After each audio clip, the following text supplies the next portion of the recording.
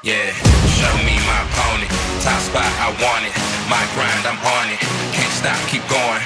One and only, can't clone me. I remember feeling lonely. I remember when they told me I would never get the trophy. Show me my opponent. Top spot, I want it. My grind, I'm on it. Can't stop, keep going. One and only, can't clone me. I remember feeling hungry. Now I'm coming for the trophy. Cause this is my moment.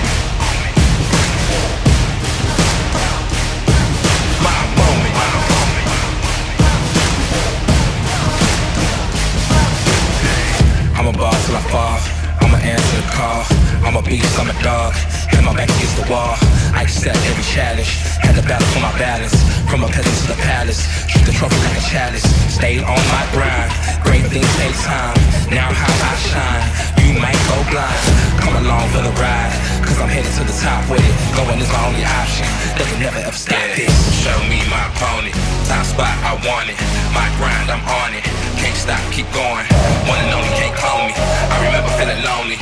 I remember when they told me I would never get the trophy. Show me my opponent. Top spot, I want it. My grind, I'm on it.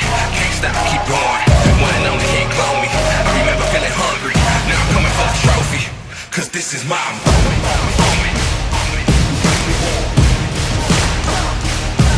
My moment.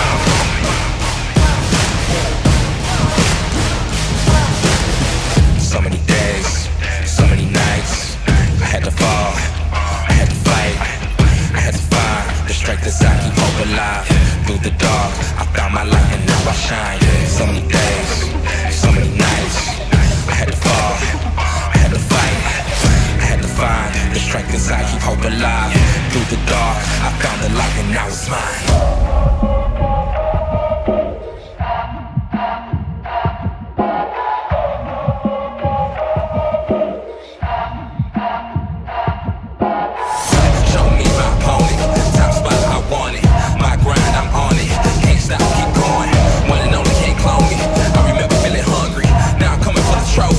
Cause this is my moment.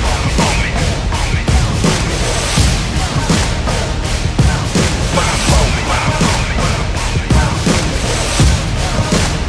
Cause this is my moment.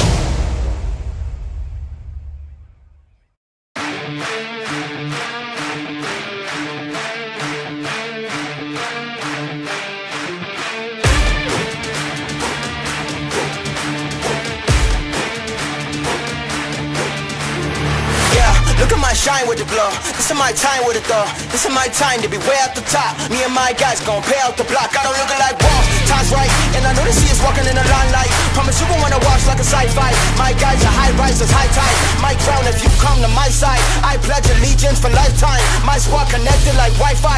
We grind and you see the highlights. This my life. It ain't a game now. Me and you, we ain't the same now. Lions coming out to play now. Opposition out the way now. Out of the way. You wasn't invited. Say you come to play. I dare you to try it. You don't wanna try me, then step up to my team. Yeah, out of the way. Yeah, yeah. Out of the way. Yeah, yeah. Out of the way.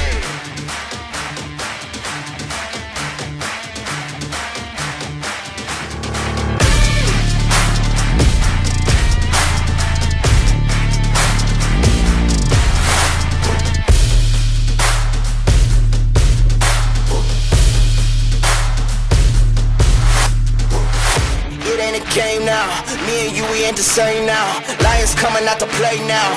Opposition out the way now. Out of the way, you wasn't invited. Say you come to play, I dare you to try it. You don't wanna try me, then step up to my team. Yeah, out of the way, yeah, yeah. Out of the way, yeah, yeah. Out of the way.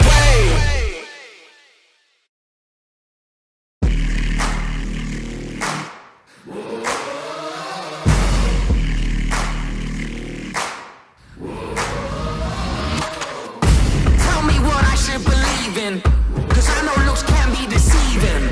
Show me what I should be seeking, so we can run riot and beacons. Send me out, all guns are blazing. We're raising a fire for days in. Cause we can take everything you got and spit it right back. Cause we'll raise up and take it. Take aim and fire up. Smoke's rising higher. You know your time's up. We won't back down for now.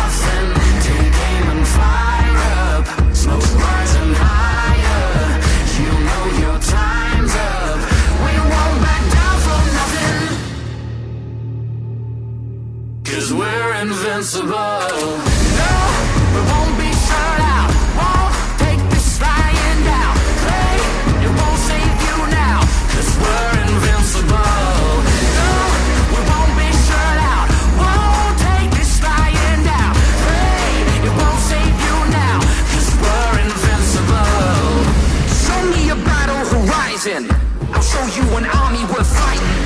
'Cause we don't take nothing lying down low. No, we bet teeth and skin ready for biting.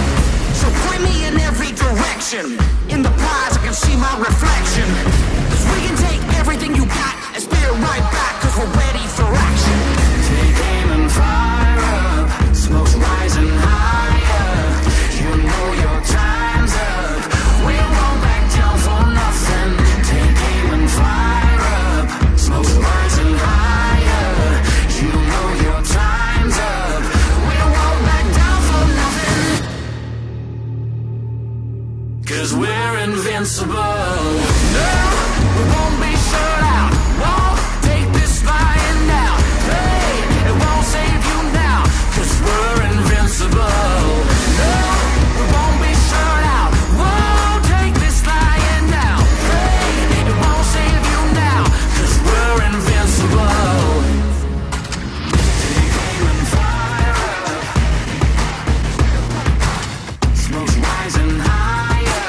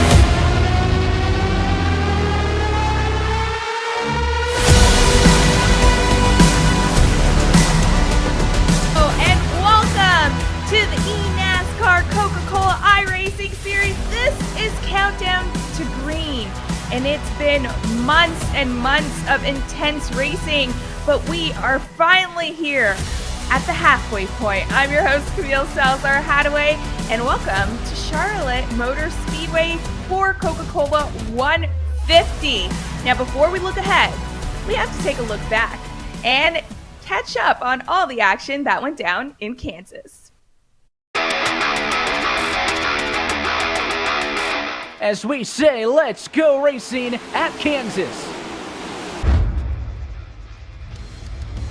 Oh, and they're stacking up behind him. Oh, as several cars into the outside wall. The 55 is one of them.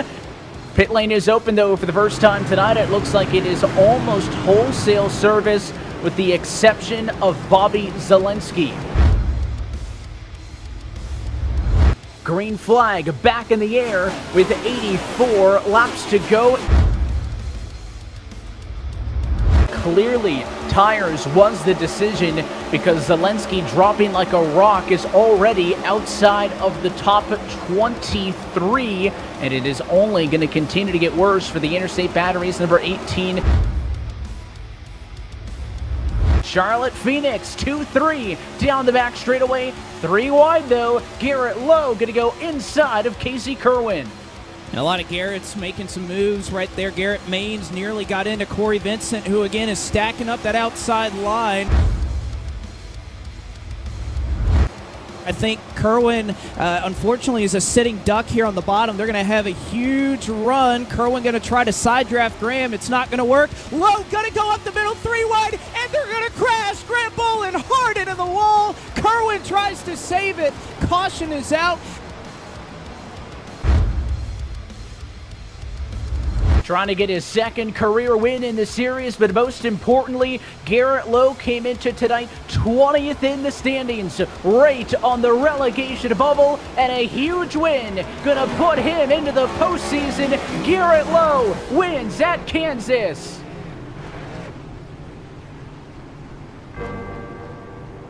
What a race that was. And, we have our amazing analysts joining us. We have Alan Cavana, Brandon Cattell. How y'all doing? And what were your thoughts on Kansas?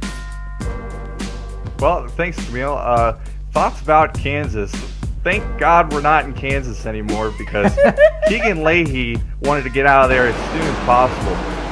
Keegan Leahy's now in the 21st position in the points after last week. Just a terrible season starting out for the former champion, for the last year's champion, for the 2021 champion, guys. I don't know what he needs to do to get back on top here, but he needs to pick it up fast. Only 8 races left until the playoffs start. He's got to pick it up, guys. You got to pick up that pace, Alan.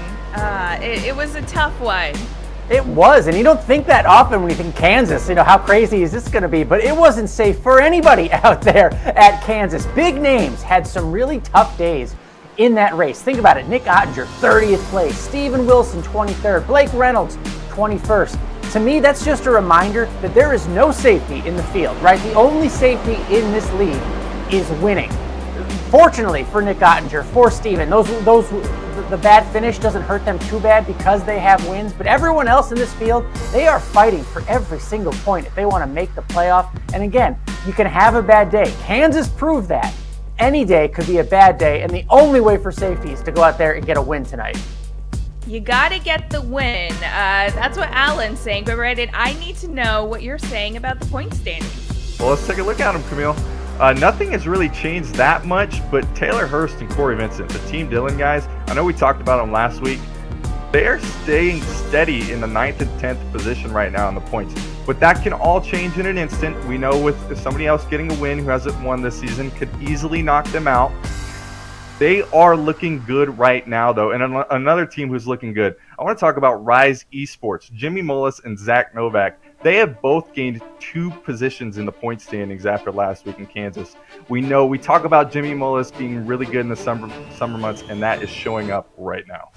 Well, let's talk about teams. You mentioned Rise. Alan, take us through the team standings. Yeah, look at the team standings because we have a new team on top. Team Dillon Esports on top of the standings. Taylor Hurst, Corey Vincent helping that team to a 3-point lead over Jim Beaver Esports right now. Charlotte Phoenix, bad day in Kansas, dropped. A big drop all the way down to 5th. And look at the bottom there. Kudos to Elliott Sadler Esports jumping into the top 10, replacing last year's champions 2311 Racing, who drop out of the top 10. A lot of shakeup when it comes to Kansas. There's so much shakeup that's happening, especially with these point standings and team standings as we look to last season. But we are here at the halfway point of this season, so I think it's time for a little bit of a halfway check-in. And I'm going to ask you both a few questions just to get your different takes so that our viewers at home could know what they should be expecting and looking forward to in this season. So let's start with Alan. Alan, will we see 10 different winners in 2022?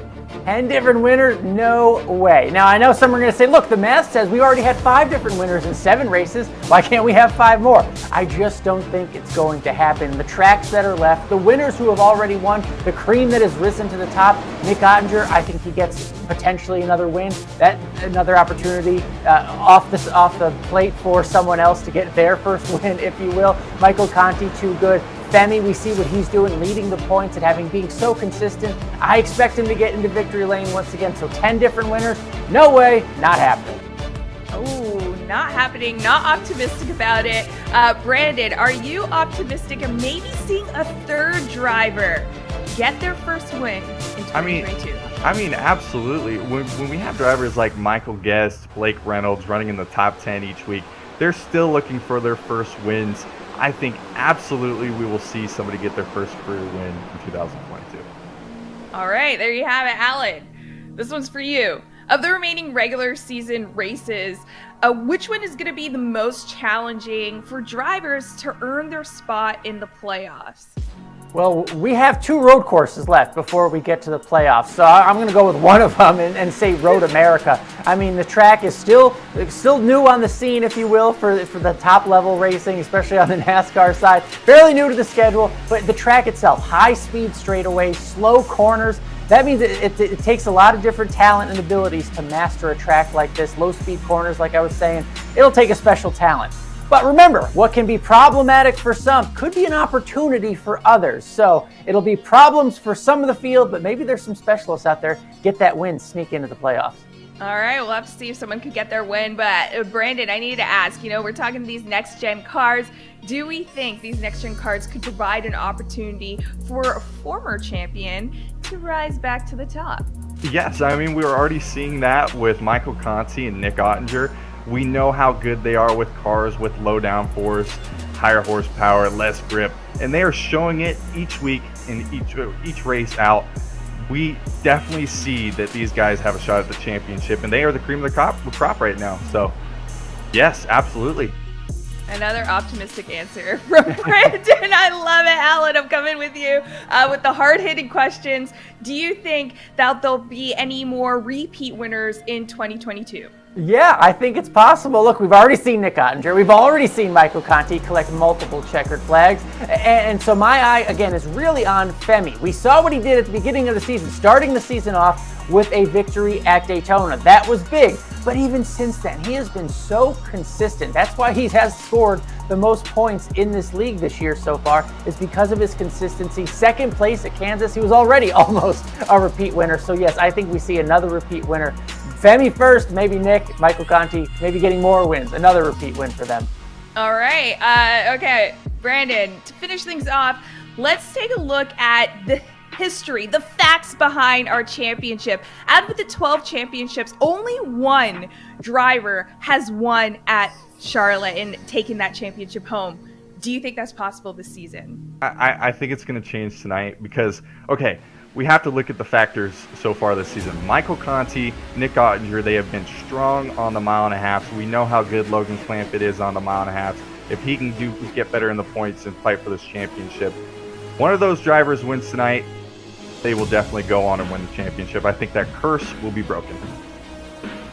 Oh my gosh. Okay, that's really bold. We'll have to see and revisit maybe this conversation next week to see if you're right about this one, because that's really going against all odds. A lot of pressure. Again, a lot of pressure. Title. A lot of pressure, but a lot of optimism from Brandon. Yeah. I love it. Yes, I love it. Now, as we continue to look ahead, I think it's really important to kind of highlight those drivers that are really standing out as potential contenders for the title, but also maybe some that are concerning with their performance so far in the series. So, Brandon, I want to start with you. Who's the driver that you want to put a spotlight on as a potential contender for the title, and maybe one that's a little bit concerning considering their performance so far? Well, we have to look at the spotlight for Femi Ola. I mean, Femi, he got the win at Daytona, and ever since then it has been smooth sailing for the number 79 team. He has had each week a good run. I mean, last week at Kansas, he had a shot to win with a couple laps left. He has multiple top fives. He's getting it done this season. He might be the dark horse for the championship just because he's in the right place at the right time. Now, on the other side of the spectrum, for the concern, Logan Clampett. I know I just talked about him, but Logan, at every point this season, it seems like he's been upside down, on his side, spinning out in multiple wrecks, and I feel bad for him because we know how good the William Byron Esports team is this season. We know Nick Ottinger is stealing these wins. He's running top 5 each week. So we know if Logan can find some luck this season, he can maybe steal a playoff spot and go for the championship again like he did last year. All right, Alan, for you as well, who's that spotlight driver and the one that may be a little bit concerning considering their performance so far? Hey, the best way to get a spotlight on you is get checkered flags, right? That's why I'm talking about our boy Nick Ottinger, who's got 2 of them already. And really a strange season so far. Remember, back in Daytona, it didn't start off the season really great, had a bad finish. Last week in Kansas, terrible race. But look what he's done in between. Pretty dang good. 2 wins, no finish, worse than 4th between Daytona and Kansas. That's pretty good. That'll put you in line to win a championship. He's already done that in his past. He's a former champ, and he is poised to do it again. Now let's talk about concerns. I mentioned former champs. Speaking of former champs, I'm currently worried about the current champion, Keegan Leahy. We showed you the points earlier in the show. We know he's a talented driver, obviously, but this next-gen car, the new setups, I don't know what it is. Right place, wrong time, wrong place, right time, whatever it is.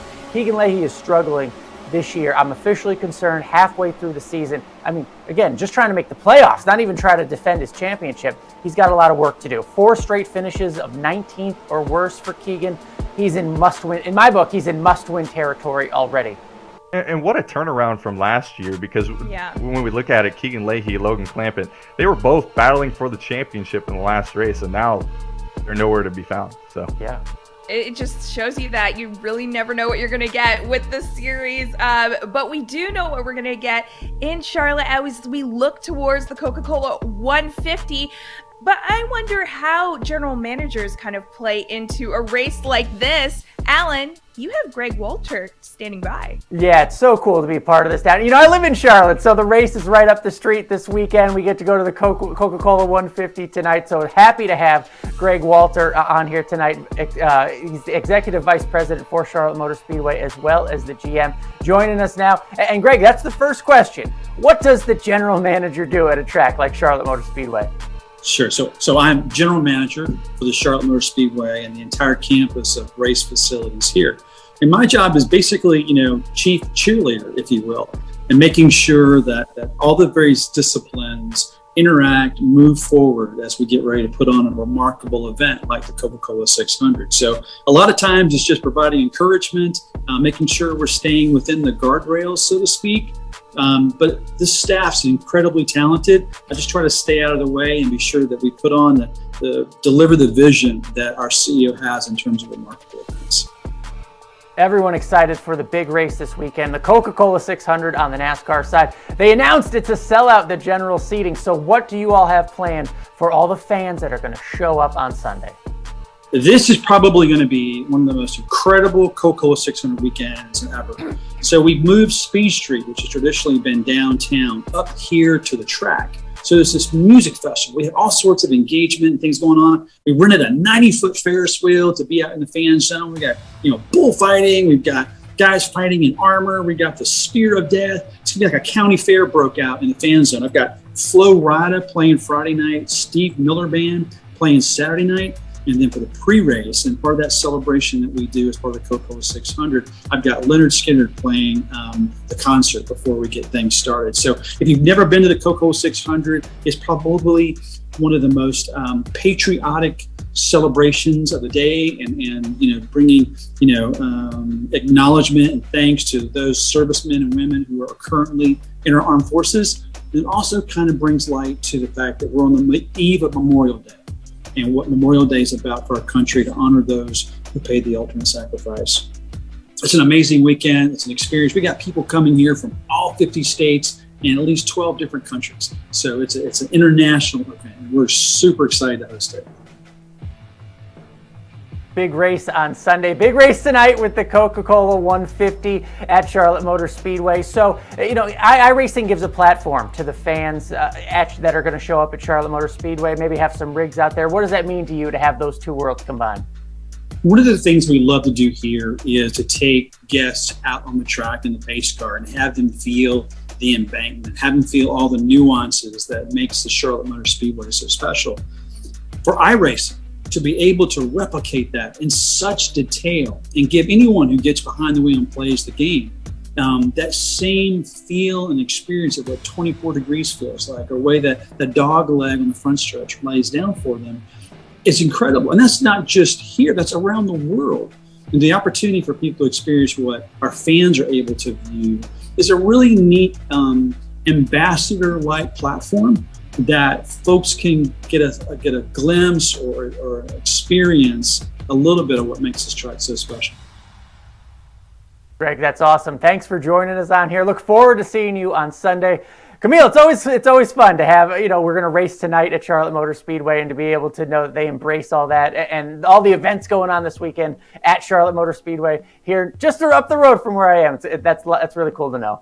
So I'm guessing you're going, Alan? Oh, I will be there. Even if I wasn't working, I would be there. I'll be tuning on the radio, PRN, the Performance I was going to say, Network. you better be there. Yeah, he would have snuck in anyways if he wasn't working. Absolutely. I'd be one of the fans. Yeah, exactly. Well, I cannot wait to see the races go down tonight and over the weekend. But you know what I'm mostly excited for?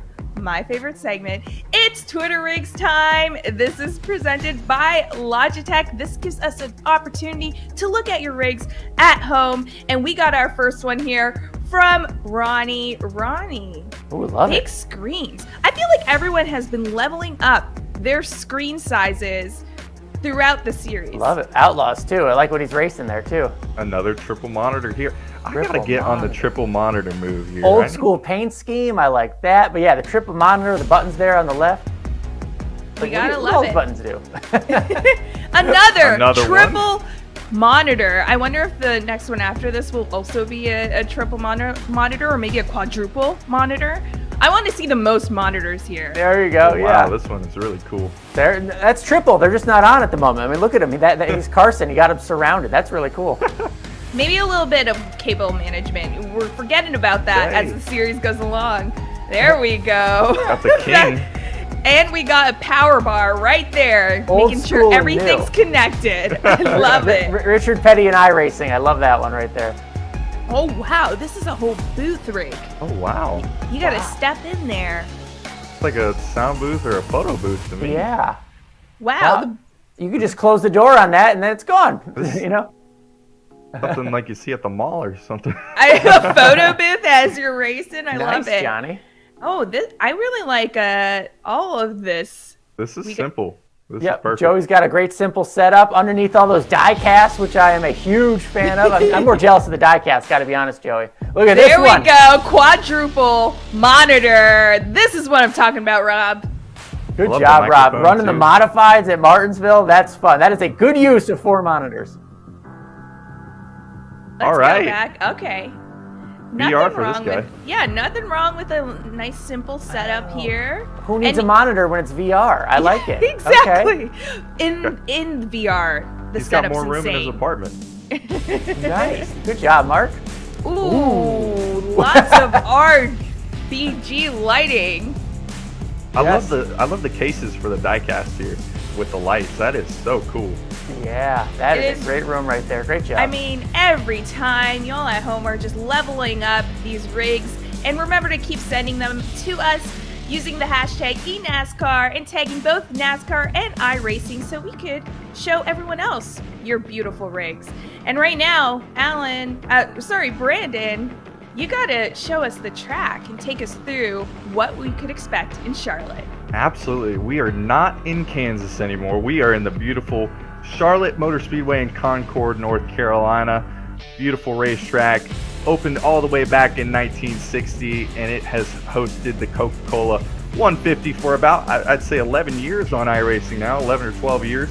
Let's take a look around lap around the track right now, as we're going to look at the USO car of Nick Ottinger. Funny thing, Corey, can't think of his name, sorry about that, but Corey LaJoie, yes, that's the guy. Corey LaJoie is running the same paint scheme this weekend, but we're going around the track. Lots of off-throttle time in 1 and 2. You're going to see a good handling race car paint the white line and then come up off this corner. You're going to see a little bit of side drafting down the straightaway to stay even down into turn 3. Now, turn 3, that's a little bit of a mixed bag. You're going to see somebody dime in the corner, either run the middle or the white line again. Also, this is where we're going to see incidents tonight. Funneling off the 4, there's a bad bump. It's going to be a great race tonight. A great race indeed for the Coca-Cola 150. I'm excited. Are you too? Absolutely. Oh, yeah. I love the track analysis. Just learning about the bumps, learning how real it is, learning they'll be off throttle going into one. I mean, that's so realistic and provides for good racing when they're off throttle. That's so cool to hear. Well, I was more asking if you're excited because it's time to talk about picks, which I just need to talk about the points a little bit. Camille, myself, still in the lead, but Brandon, you're catching up. Yeah. I guess I'm just picking the right drivers each week. You are, and you know what? I had a really clean talk with our producer, Drew, and I said, you know what? It is time to take back those points that we gave you both just because Drew felt sorry. So these are your official points, but we need to talk about your official picks. Brandon, tonight, who do you think is going to take it? Well, I think we've seen the mile and a half be strong this year with Michael Conti. I think we're going to see that again. I think the number 8 car is going to go to victory lane here at Charlotte. Yeah, not bad. And I hear he's on the pole, too. So breaking news there. Michael Conti gets the pole, and your pick probably get you some points. But no, he won't get the win. Because my pick, Camille, is going to get the win. Casey Kerwin is going to get the win tonight because I just like what he's been doing on the mile and a half. I like his momentum. I think we get a new winner tonight. And I get a bunch of points. That's what I want. Well, last time, we picked the same driver. I'm going a little different today. Steven Wilson is my pick. We're going to shake it up. We're going to see who's going to take the race this time. And I'm really excited because it's now a closer race, Brandon. I got to look up your points and make sure that you're staying back there. So hopefully I got a good pick. You had to stop playing defense there. You had to get on offense there. So I see what's happening. I'm coming, though. I'm coming. All right, Alan. We'll wait up here while you make that trick. But you know what? It is Memorial Day long weekend, and that means that the drivers are also celebrating with their paint schemes. So let's take a look at the different paint schemes that they have. Oh, I love this. This is nice. This is Corey Vincent. Still in alt here with the little checker flag and the number there. That was really unique. I've never seen that before. I just love that. I mean, the way they do these paint schemes for this weekend, like we're seeing Michael Conti here, all the red, white, and blue, the flags that are incorporated to these paint schemes, like Michael Guest there, the checker flag. All these are so neat for this weekend. So special. Yeah, I love to see the flags, the pride of the country, all there as well. We also have, I think, some military schemes underneath, some paint underneath there. Yeah, a lot of them have real cool details like the camouflage stuff. Jimmy Mullis there with the cool. You can see the camo there on the front of the 5 for Zach Novak. A lot of really, honoring the military and all the branches. It's This really one's neat. one of my favorite Femi because it's like a rocket popsicle. Are you saying that because it's painted by Drew, or? Maybe I'm trying to butter up Drew for some extra points here. Maybe. We just saw one of the RFK cars. That's how they will be on Sunday for the NASCAR Coca-Cola 600. So to see those in the Coke 150 tonight is pretty cool. There's our drivers, Camille. We got our drivers here, and they look like they're going to be playing a little offensive going into this race, Coca-Cola 150. Anyone standing out to you right now, Brandon? It's got to be Mullet Man, really. It's always Mullet Man. It's got to be Mullet Man Always with Mullet Colin there. Look at him. He was just on his phone there. He's in the right column in the second row. He is ready to get this thing started. Donovan Strauss, he's putting on his headset there in the second row top. He's ready to roll. Everybody Even looks... Wilson has like laser focus right now on the left second row there. And don't forget, upper right corner, the winner tonight, Casey Kerwin, just looking chill. Oh, there's the pole setter. Here's the winner of the race. Oh no. That's a good looking car. That's It is beautiful. a very, very good looking car. And you know what? There's just so much. I feel like a lot of the drivers now know we are reaching that halfway point. They really need to step up their game, and it's going to be interesting how they handle Charlotte, really. There's Femi's car. If we could go back to that shot of Michael Conti's car, I talked about it in the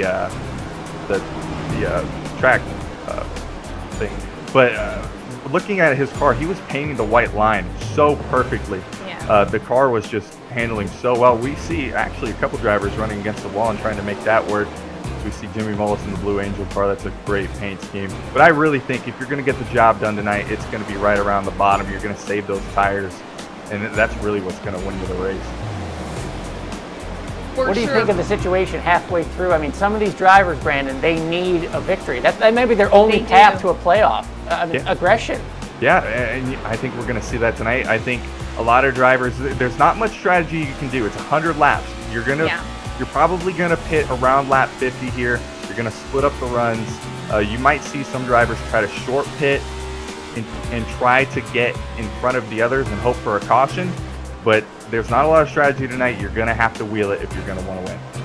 Ooh, that's just making me want a popsicle right now. With Femi's car, I need a rocket right now. But you're right. It's not a lot of wiggle room for them to really make up ground. So it's really off the bat when that flag goes. They have to make sure they're laser focused. I'm just curious if some of them have that fact in their mind that, the winner of Charlotte usually doesn't take that championship. So it'll be interesting if that mind game kind of plays into it as well. I would love to, yeah. They'll be fine if they win tonight, let me tell you. No one's going to be sad if they win Charlotte Motor Speedway. Don't worry. They just want to win. That is true. Well, thank you two so much for joining me and providing all of the analysts for everyone at home to watch. I'm so happy that we're here for you today, but stay tuned because the race is ahead. This is the Coca-Cola 150. Enjoy.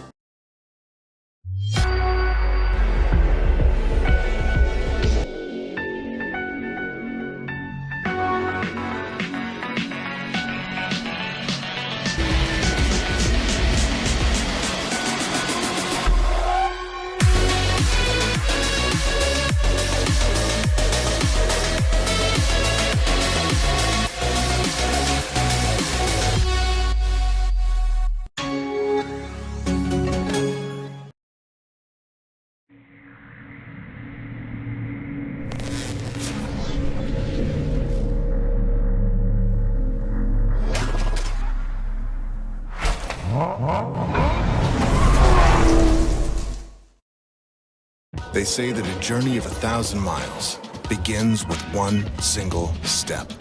But maybe it begins with one single start.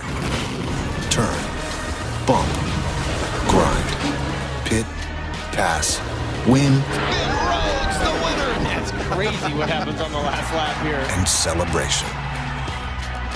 In NASCAR, that journey starts here. I am the NASCAR Camping World Truck Series. I am NASCAR.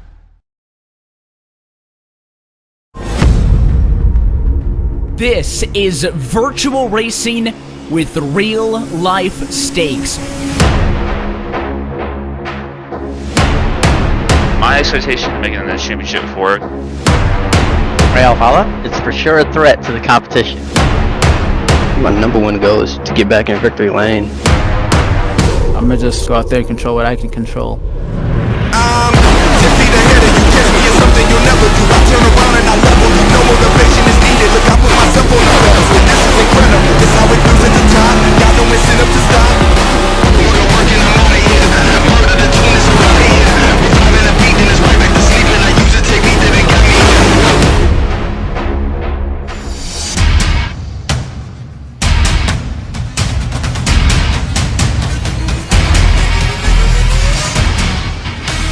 The road to $300,000 runs through the birthplace of stock car racing. We're tonight from iRacing's virtual Charlotte Motor Speedway. We say good evening, sim racing fans, and welcome to round 8 of the 2022 eNASCAR Coca-Cola iRacing Series.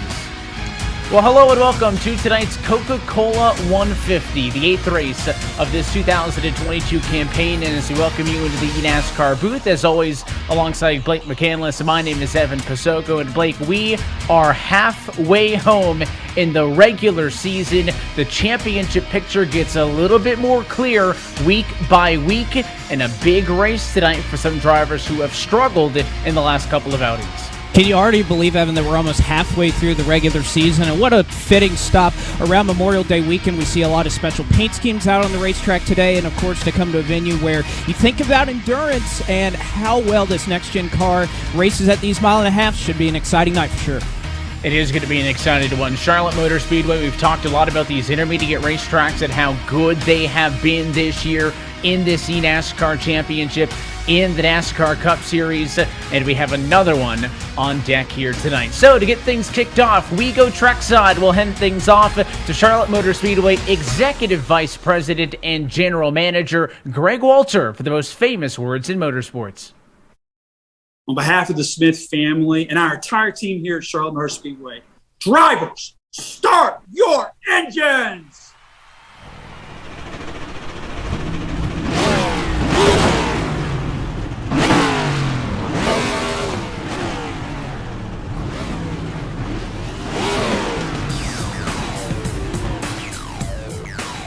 And we take a look at your Coca-Cola starting grid for the 18th time in his career, tying for second on the all-time list of poles. Michael Conti will bring us to the green flag tonight in his Junior Motorsports Chevrolet, alongside the E-Racer entry of Colin Bowden.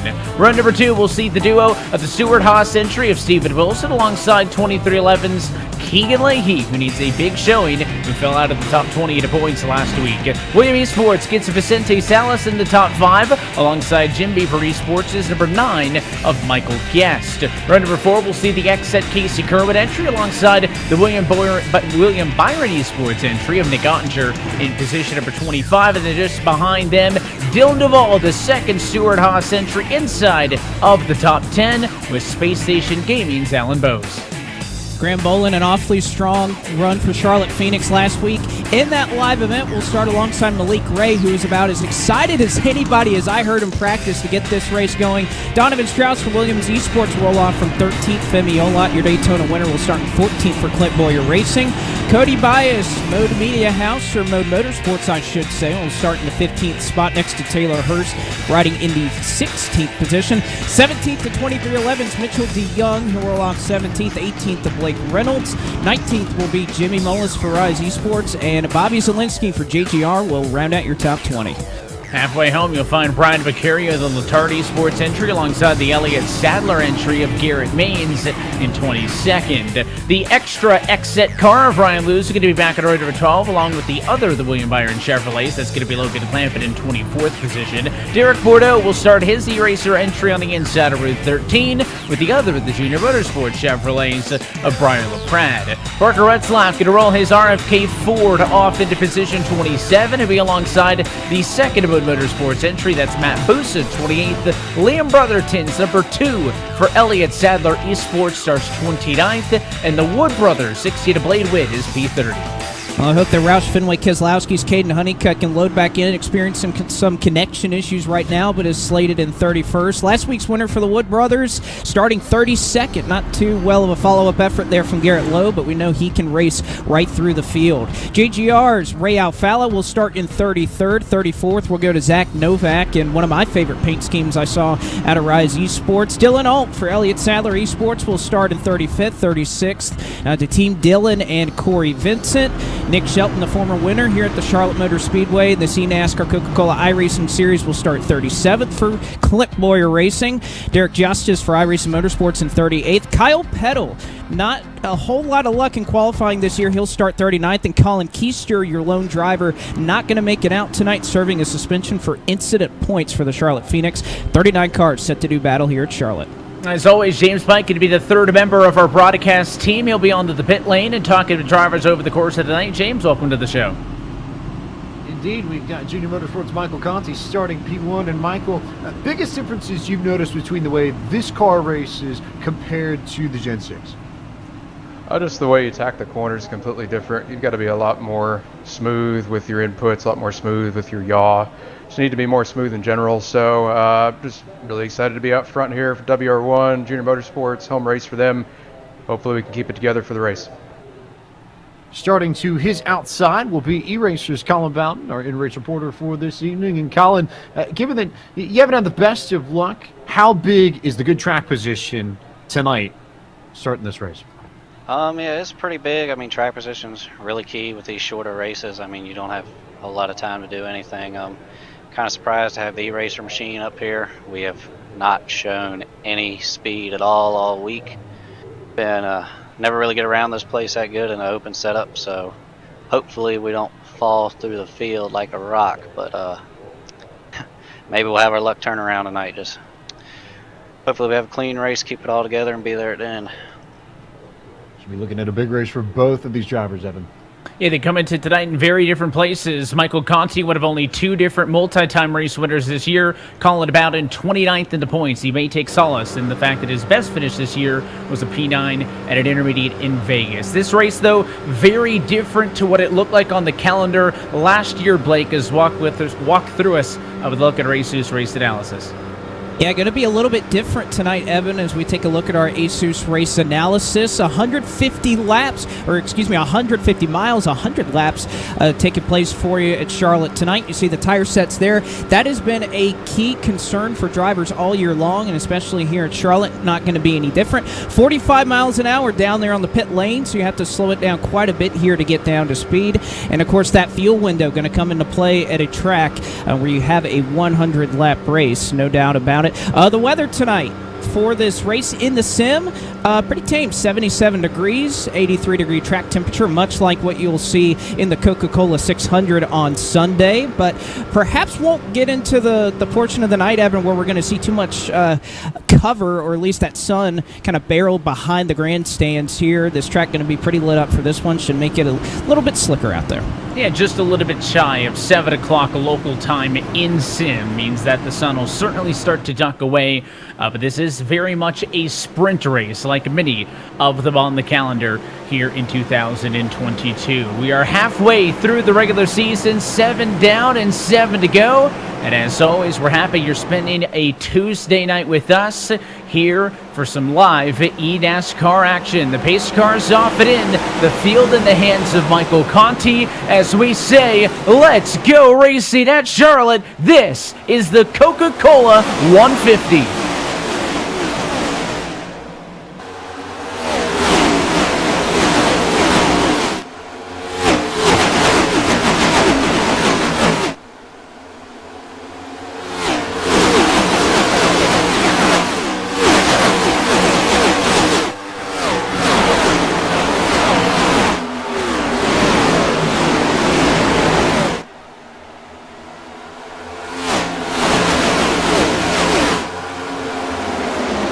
Conti almost into the outside wall off of turn 4, but he does lead lap number 1 in that beautiful patriotic number 8 WR1 Chevrolet. The battle's going to be for third on back. Bowden's defending second, and Keegan Leahy, who led the most laps in this Charlotte race last season, in the battle for third. Donovan Strauss, though, checked things up down the back straightaway, and it's going to cost him a ton of spots.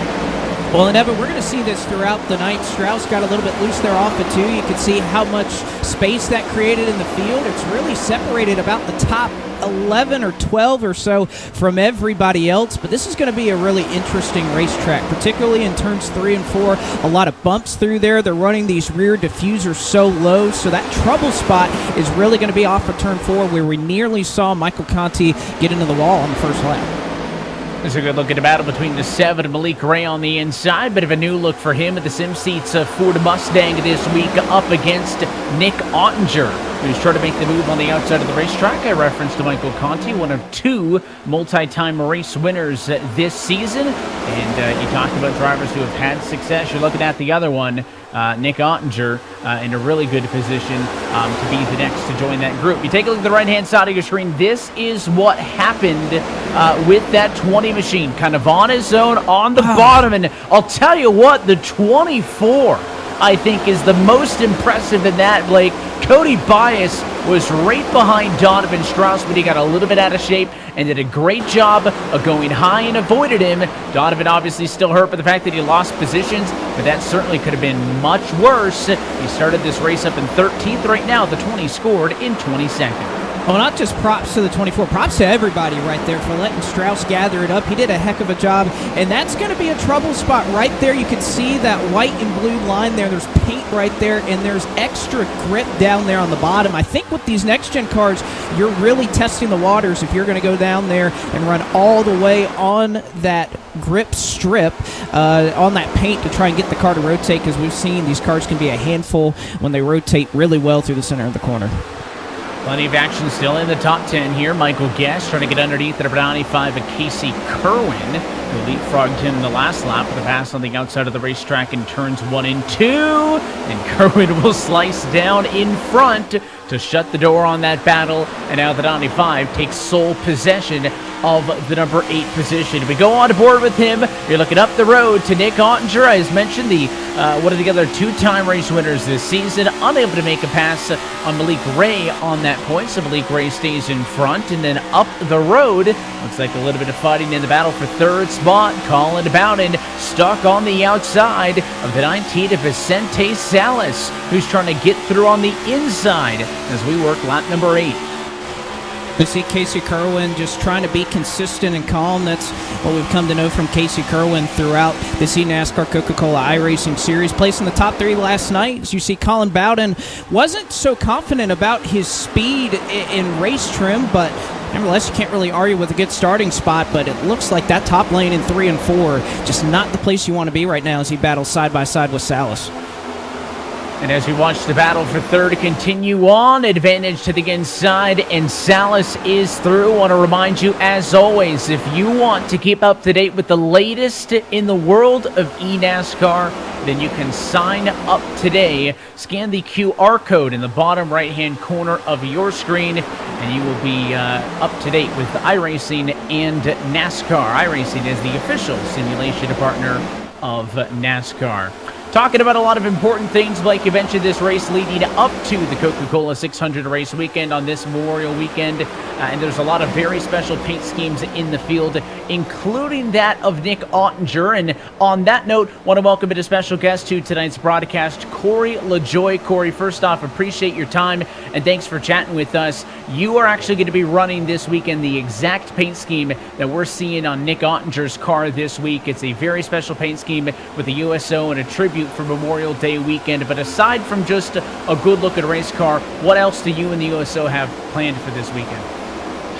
Man, we represent a lot of stuff. They have a lot of great projects going on at the USO, supporting military families nationwide and international. We got some portals where you can buy a t-shirt, a $29 t-shirt that you can be part of. Their slogan is always by the sides of our troops. So I got a pretty cool T-shirt that we'll be wearing around the track as well, trying to get some donations rounded up for that. We're going to have a bunch of military service members out at the racetrack, obviously, for the Coke 600. I believe there's going to be over 700, 800 service men and women at the racetrack on Sunday, so I'm excited about that. And we got a ton of stuff, man. This is probably my busiest week as leading up to a race as I've ever had. Let me go ahead and read some stuff off for you. So, got a Fox and Friends with my buddy Pete is an anchor there with Fox and Friends. So we're going to jump on that Saturday morning, 7:30. 4 p.m. We're filming that NBC show for USA. They're going to be following us around for the weekend as well. We have some NASCAR activation outside the racetrack at 4:30. Then we've got the USO Coke appearance at 5:30 on Saturday night at Speed Street. I believe that's uptown. Actually, no. I think Speed Street's at the racetrack this year. I moved from uptown Charlotte to the racetrack, so I'll be down there hanging out from 5:30 to 6:30 on Saturday night, barring that this baby that we have 39 weeks along stays in the oven. So hopefully little man stays in there and he can let me have a super busy week leading up for the longest race of our season. Then Sunday, we're going to meet with the Gold Star family that's on my windshield. Raleigh McCollum, Lance Corporal, and him and his family.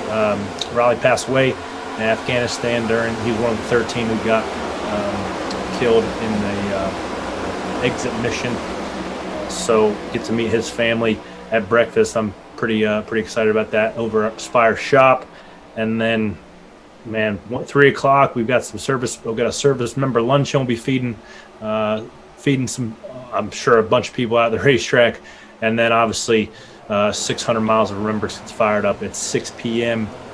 on Sunday afternoon. So I'm pretty excited about that.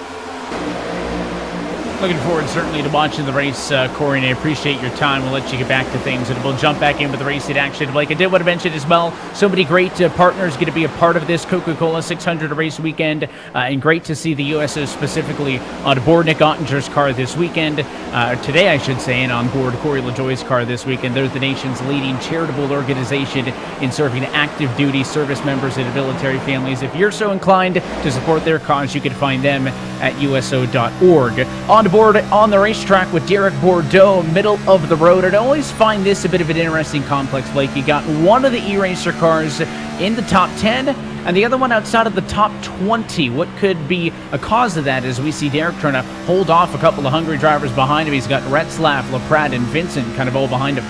Well, I don't think you have to look any further, Evan, than the spread in qualifying amongst this field. It was a 29.495 that was the pole. You go back to Derek Bordeaux, a 6.59 put him in 25th. So these drivers are right on top of each other in terms of pace, and especially here at Charlotte with how low they're running these cars to the ground, it's very easy to hit a bump and have that make a big difference in your lap, James Pike.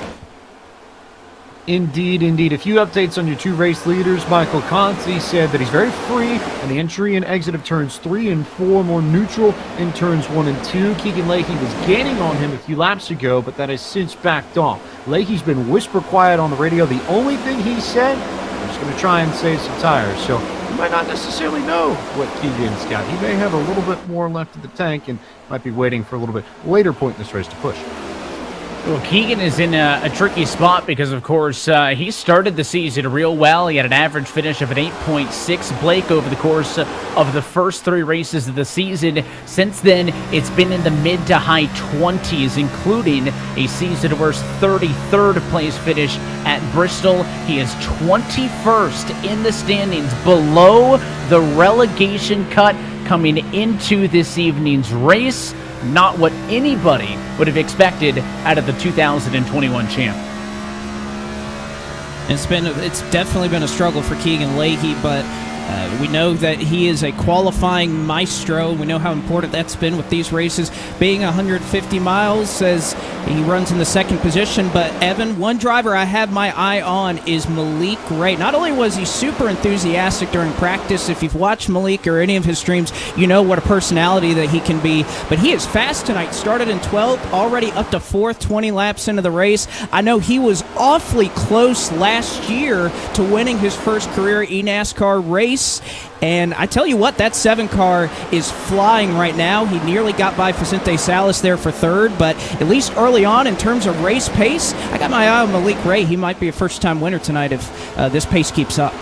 Yeah, Malik kind of has had a bit of an opposite season compared to that of Keegan Leahy. It started a little bit slow for the drive of the 7, but it has been real good and real consistent since. And with a move on the bottom, move Malik Ray up 9 positions. He's the biggest mover in the top 20 in this field.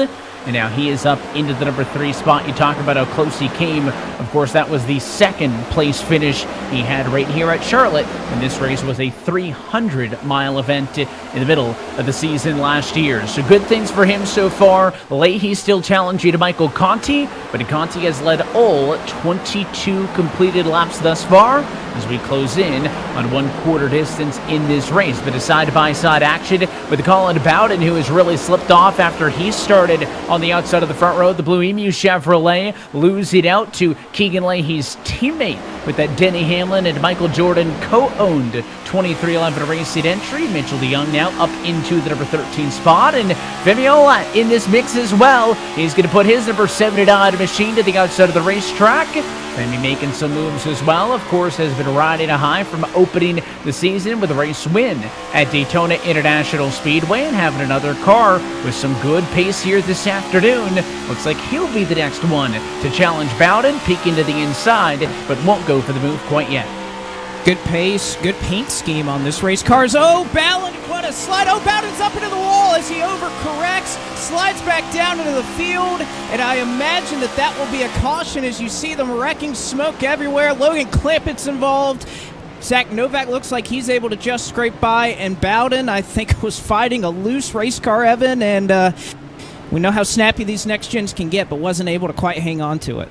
It was a unique angle because we were on board with Femi as he caught the back of him, and I mentioned he wasn't going to go for the move. There was a bit of a hesitation. He looked to the bottom, didn't go for it, and then it was pretty clear that Colin Bowden got a little bit loose going off it into turn 3, and you saw it snap up the hill. Thought we got away with it, but eventually it was Clampett who spun around. So a caution flag at 1/4 distance. Michael Conti in control for the virtual Charlotte Motor Speedway.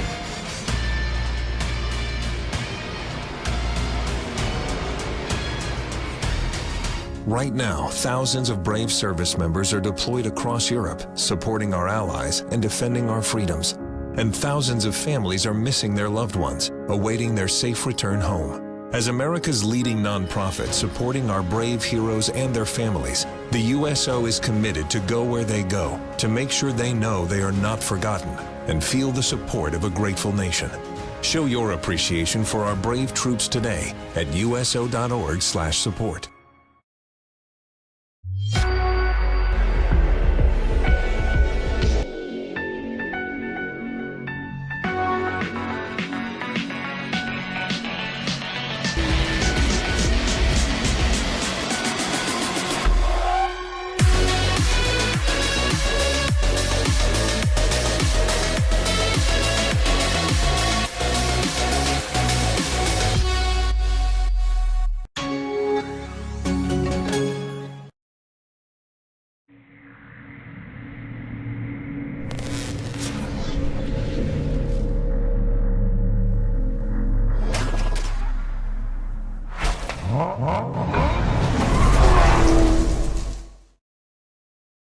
There's a reputation on the track, being built this very minute.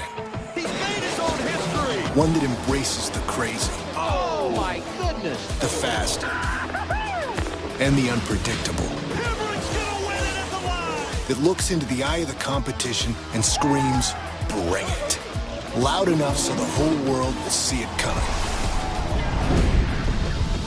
I am the NASCAR Xfinity Series. I am NASCAR.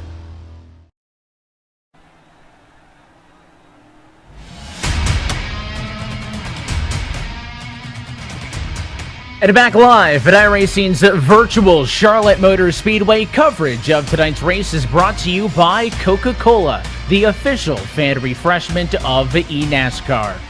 By Asus, the official PC and monitor of eNASCAR.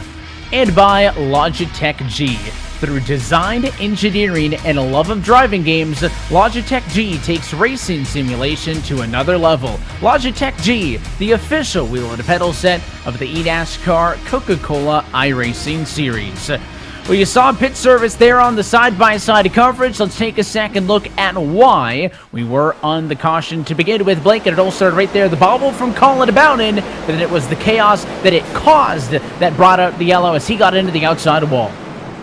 Yeah, you see him straddling that seam right there. I'm sure it upset the handling of that race car, and really just a lot of innocent victims kind of getting piled into this. Really nowhere to go. It really funnels off a turn 4 exit here at the Charlotte Motor Speedway. So if anything, that's the worst position probably to have an accident like that, especially with that pit road wall that's been built down there since you started running the Roval here at Charlotte. And James, I'm sure not a very thrilled Colin Bowden with you.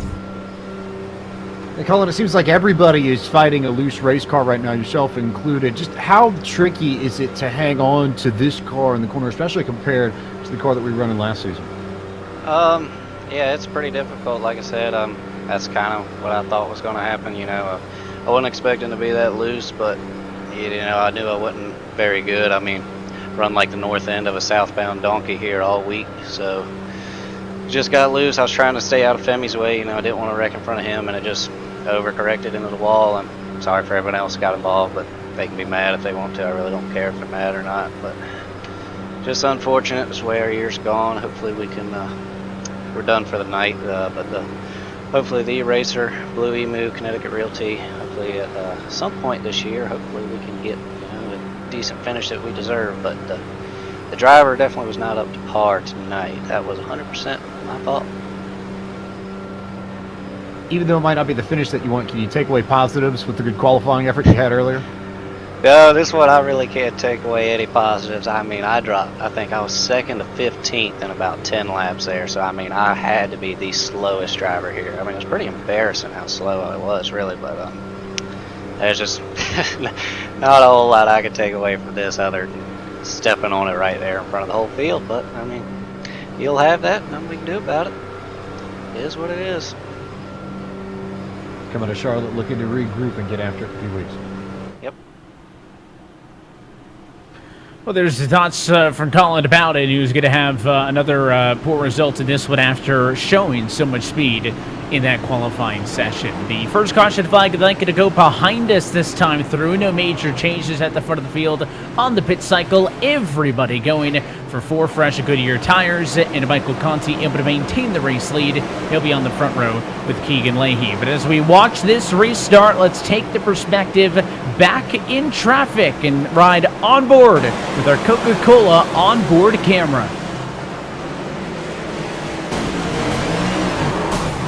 Oh, and trouble, a spin and a stack up on the outside, and the driver involved in all of it there. You can see several others off and into the grass, but maybe the worst of it all is Dylan Alt back there, one of the drivers involved. And I think, Blake, we had jumped on board with him and didn't really see it all develop, but it looked like just one of those stereotypical accordion effect checkups. Somebody taps the brakes, next guy hits it harder. Same thing that happens on the freeway in rush hour traffic, and unfortunately he was the odd man out and got punted into the outside wall by Corey Vincent. We're going to take a look at it one more time, and my goodness, I don't know whether that's the commentator's curse or the production crew's curse for riding on board with that, but you're going to see right there Kyle Peddle right in front of them. I'm getting in my ear that was my fault, but nevertheless, Dylan Alt, you see that checkup right there, and Vincent was committed. You have to be committed on these restarts, especially here in the back of the pack. We talk about it all the time, how important it is to get all the track position you can, so everybody's going to jump and try to get everything they can, and unfortunately Vincent just not able to react in time to that, and Alt gets the worst end of it. I think that was only a 2-car incident, but Alt's front clip is absolutely destroyed. And Blake, I'm gonna join you here. I'm gonna say that was a production curse, because I feel like we've cursed many drivers over the years. I don't think that one was on us. That was just a bit of an unfortunate timing there, and of course ends up with a couple of drivers into the outside wall. I mentioned off at the top of this, Blake, that this intermediate racetrack here at Charlotte is so critical. That's because, again, they make up such a large portion of the schedule. And 2 weeks ago, we went racing at another 1.5-mile racetrack in Kansas Speedway. Same kind of format, 100 laps, 150 miles. You saw Conti, who's been good tonight, involved in a wreck early in that one. But even though these racetracks same on the spec sheet, doesn't mean they race the same as each other. They certainly don't race the same. We know everybody was kind of fighting those loose conditions. We saw Keegan Leahy got a little bit sideways last week. We saw a lot of close 3-wide action. You could see Caden Honeycutt there in the middle. But the one thing that has been consistent, Evan, from every mile and a half that we've run, I know the drivers, it's been a big topic of this season that the races have been a little bit shorter, but I think it's really forced their hand and brought out that aggression that we typically waited until the last 30 or 40 laps of a race to see. It's brought it out immediately. It's made the action a lot more intense, a lot more competitive, and I think because of that, you see what Garrett Lowe was able to do. Race wasn't too short for him. He started all the way to the back, raced his way to the front, and did it the old-fashioned way. It was a big race win for Garrett Lowe last time out. I mentioned that the championship picture a little bit clearer and clearer as the weeks have gone on. Garrett, the 5th different driver to take a win so far this year, joining the likes of Wilson, Olot, Conti, and Ottinger. As we get closer to those playoffs, for more information on the schedule, standings, and even how you could one day qualify for the eNASCAR Coca-Cola iRacing Series, log on to iRacing.com/eNASCAR today. That is your home for all things at eNASCAR, and you'll be able to keep up to date on this championship. But of course, if you're enjoying the action here on the iRacing service and thinking to yourself, hey, that looks like a lot of fun, you can get yourself set up and start racing tonight. All you got to do is log on to iRacing.com today. As always, up to 40% off new iRacing memberships. Super easy to jump behind the wheel and get your sim racing career started. And there's hardly a better time to do it than now, Evan. This is Coca-Cola 600 week. All the series that are going to come out and run true 600-mile races. I know it's one of the most sought-after special events that iRacing hosts on the service. A lot of drivers going to be sitting in their sim rigs for upwards of 3 to 4 hours, and this is a great week to get involved. And, of course, the Charlotte Motor Speedway included with that basic subscription, so you don't even have to worry about buying the track. Perfect setup. No better way to get it underway, and of course you can compete in all levels of the NASCAR ladder here on the iRacing service. Let's just hope it's closer to 3 instead of 4, Blake, because I think I'm calling a couple of those 600-mile races this weekend a little bit longer than what we're seeing here this afternoon. So yeah, certainly you're going to see a lot of these guys in it too. I feel you on that. I did 508 miles at Rockingham. Great race, but it was pretty long, that's for sure. It can be tough, even if it's behind the wheel of a virtual race car nonetheless. Lights go on top of the pace car, so the restart will be held for 1 lap. So we'll try it again the next time around. Of course, we talked about what Michael Conti's been able to do so far this season. His race wins coming in both Las Vegas and Richmond. Nick Ottinger, I mentioned he's the other 2-time winner. That was Bristol Dirt and Dover. And you take a look at our picks from our Countdown to Green crew. I know that when they're wrong, Blake, we like to dunk on them. So when they're looking good, let's give them some dues. All 3 of those picks right now running inside of the top 4. 66 laps to go, long way from home. However, it seems that they were quite in tune with who was going to have speed, at least early.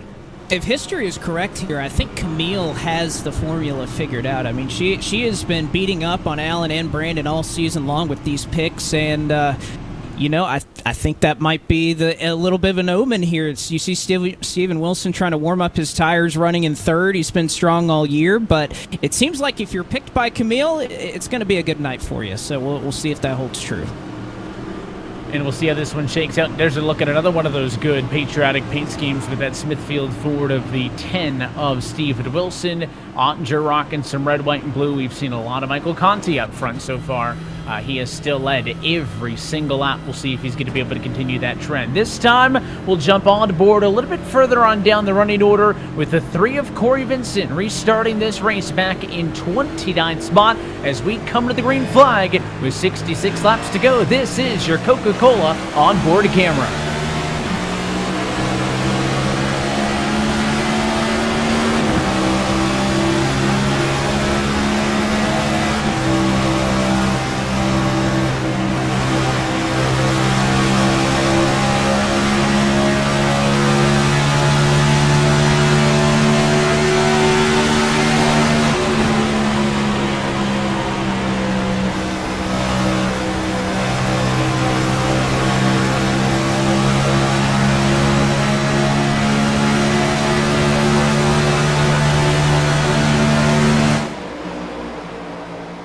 Not too bad for Corey back there in traffic, able to get down to the inside here, clearing that 14 machine behind Nick Shelton. And Corey Vincent in the green, up 8 positions from where he started this race. Despite the damage on the front and back end, he's going to have to hope some more drivers struggle if he wants to continue to improve. Up front, though, no challenge for Michael Conti. He continues to lead. Stephen Wilson second. The fight's going to be behind for third. It is Casey Kerwin on the inside of Leahy. Maybe a little bit of a push courtesy of Vicente Salas that time through. And you look off at the back of P2, Stephen Wilson clear for third.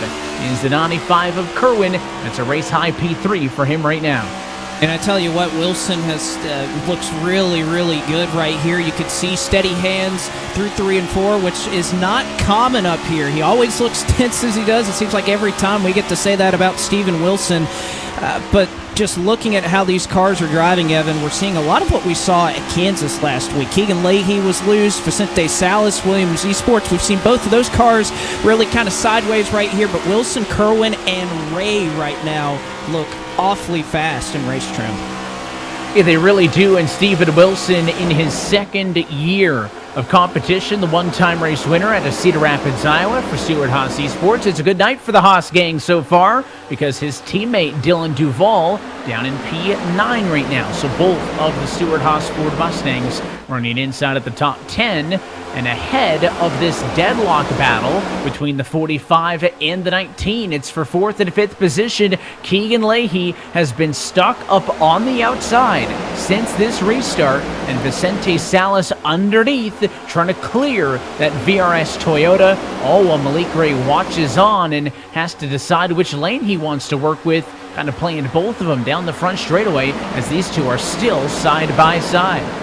Well, I was wondering if we were going to see drivers all the way up against the wall in 1 and 2. I think that lane will come in. It just hasn't so far yet. Maybe when these tires get a little bit slicker and that bottom start to slide off of it a little bit, that top will really come into play. But you see Malik Ray, he's able to make up so much ground despite having dirty air in the bottom and in the top. So I think Ray just trying to push somebody by in this side-by-side battle. We know how intense they were even in the All-Star race at Texas this past week, that when you get side-by-side, that side draft is so powerful, but it'll slow both cars down. And right now, Kerwin has gotten right up to the back bumper of Stephen Wilson, and you see Conti even trying to break the draft down the back straightaway. Yeah, going a little bit low there off of the outside wall, trying to not let that 10 get that toe all the way down the back straightaway. And you are seeing your top 3 very even on speed right now, and somewhat surprisingly, not really pulling away a ton from that battle behind them for 4th. Typically, you see a duo like you're seeing now between Salas and Leahy go side by side for this many laps. It's going to allow the drivers in front of them to get away. Not the case. And again, more serpentining on the back straightaway for Michael Conti, going low to get Stephen Wilson out of that hole that he's punching it into the air down the back stretch. Try to keep that gap to the tandem machine. Look at a little bit back to 14th position. Here is Alan Bowes right now in the number 55. Started 10th, slid back a little bit. Space Station Gaming being represented well here for Alan Bowes, who has, not really had a season to write home about. I know that Space Station camp, it's been a little bit of a struggle after they really burst onto the scene in 2021. But Bowes, another car that at least I can look at, Evan, and you just see how well it hooks the bottom of the racetrack. It seems like these cars that are set up to run right along that paint, we know how much grip it has, but it seems as though if your car is well handling, you can go down there, use that grip, and really use it to your advantage. As you see now, Bowes will go to the outside. Still not a lot of clean air right there as Mitchell DeYoung will kind of take the downforce off the nose of his race car. It is an interesting point as we're on board with Alan Bowes that most racetracks, Blake, that apron is just a single line, right? Basically, when you get down to the painted line, that is the transition, banking to apron. Here at Charlotte, you got kind of 3 lines, right? You got white, blue, and white, so you're actually able to get all the way down to the bottommost white line before you hit that transition. So that's why if you're seeing somebody driving on the line, there is a little bit of bank left down there, and they're using that inside, as you mentioned, to hook up and get around the corner as well. So it looks super dicey every time they do it, but if that's the fast way, they're going to do it every single time. And look at the 20 car all the way down. all the way down to the bottom, but you see a long line of cars really starting to use the middle at 3 and 4. They're running right above that seam that's in the middle of the racetrack, trying to straddle it. You can't really go up to the wall, and there's just so many bumps out there with how low they're running their rear diffusers in this car. It's a real struggle there to go and kind of make that very top work in 3 and 4. But you see Donovan Strauss, kind of the lone horse there on the bottom, trying to make it work. Goes right down, gets a little bit of that grip right now, gets a little bit of dirty air in front of him, but he's losing a lot of momentum on the straightaways because that draft that's kind of building up in the outside, they're getting on that right rear, pulling that car back. It is, and now you'll see that battle is going to continue probably for 5 laps or so. There's going to be a lot to happen with both those lanes having opportunities to make passes, clear each other. You can see it's not the only side-by-side in this group. There's more fighting back inside of the top 7 or 8 or so. Malik Ray fighting with Nick Ottinger in the number 25 machine. He's off the corner that time. Maybe the 20 clear. Thought Strauss had finally shook him loose, but he did not. And that 23 machine of Mitchell DeYoung just going to come right back at him, continue to pound the pavement, and continue to try to make those moves as they all try to get back inside of the top 10. Those drivers fighting right now in a battle for 12th and 13th position. I mentioned some of the battles up front. Malik Ray, Vicente Salas, Keegan Leahy, and Nick Ottinger, who's trying to get back to where he was earlier. Let's jump on board that USO Logitech G Chevrolet with our Logitech onboard camera.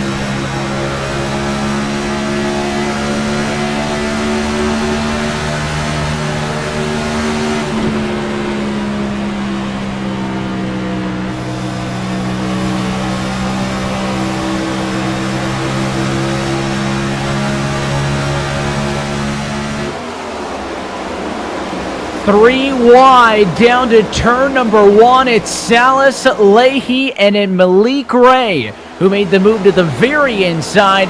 Leahy's going to slide into that one, and they'll go 2 by 2 down the back straightaway. Salas goes low to block. We're seeing a lot of that movement, Blake, on the back straightaway here. Drivers really trying to break the aero draft in.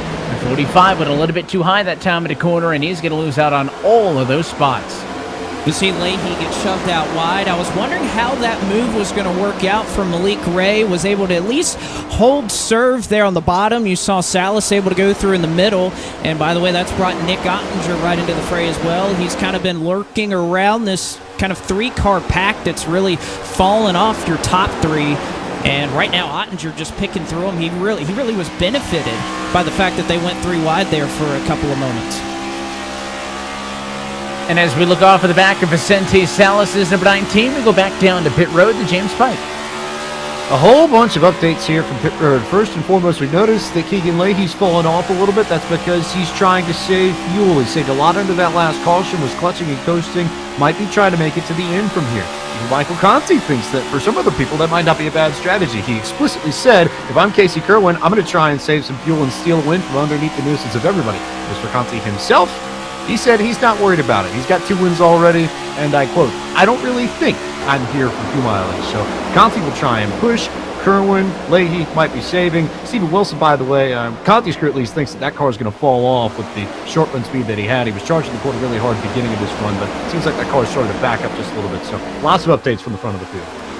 And you can see how little separation, Blake, there is on this run. I mean, midfield, you still have side-by-side battles every couple of positions on the scoring pylon, it seems. Looking at a battle with Taylor Hurst and Dylan Duval. Behind him, you got a battle between the likes of Bobby Zelensky and Garrett Maines. I mean, the midfield just cannot get separated like cars in the top 10 have been able to. And this has really been the case all year long, that racing back here for about 15th, and you hear commentators talk about it all the time, not just in this series. If you listen to Steve Letarte or Jeff Burton or Dale Earnhardt Jr., and they talk about the one thing that kind of shocks them when they get that bird's eye view of the racetrack is how hard everybody fights back here for every spot, 15th, 20th, 25th, 35th. It doesn't matter. These guys are here to get every single point that they can, especially in a year, Evan, we already have as many winners as we do. 5 winners, 10 playoff spots. There's only going to be a couple of drivers, if any, that get in on points, so you need every single point that you can get possible. Yeah, we remember how big of a conversation this was at a similar point last season, right? Setting a record for consecutive different race winners through the middle portion of the season.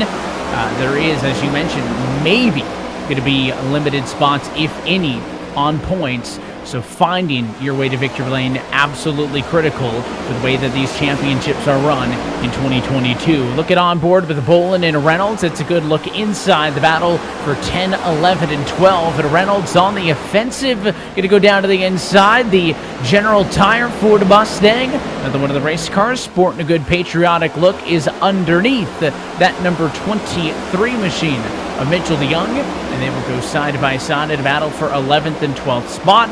Bottom should be able to get the upper hand center off, and there it is. Reynolds going to slide up and clear Mitchell DeYoung. DeYoung's had an interesting race because he's gained from where he started, Blake, but every time I look, he's stuck on the outside and drop it back. So the 23 team trying to figure that out as they go into these battles on these green flag runs to make a difference. Remember, we're only at 42 laps left to go past the halfway point. So we mentioned the sprint nature of these races. You don't get a lot of time to adjust and to work on things. You're on board with Zach Novak as we are closing in to the end of the race here from Charlotte. But it is still Michael Conti leading the way.